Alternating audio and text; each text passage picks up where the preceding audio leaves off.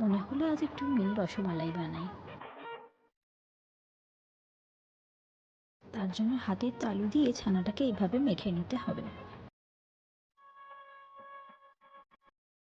ছানাটা মাখা হয়ে গেলে এইভাবে একে একে গোল্লার আকারে গড়ে নিতে হবে।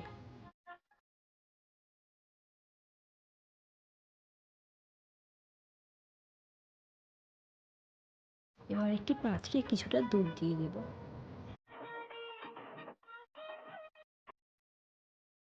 পরিমাণ মতো একটু চিনি দিয়ে নেব।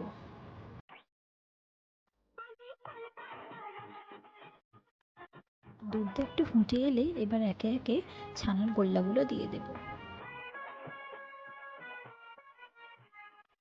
সাথে দুটো এলাচ দিয়ে নেব। টকবক করে ফুটে এলেই রেডি মিনি রসমালাই।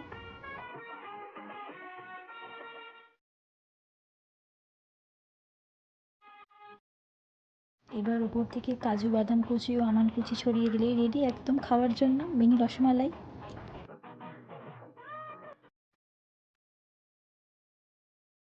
আপনারাও ঘরে চেষ্টা করে দেখতে পারেন। ভালো লাগলে একটা লাইক, কমেন্ট অ্যান্ড সাবস্ক্রাইব করে দেবেন।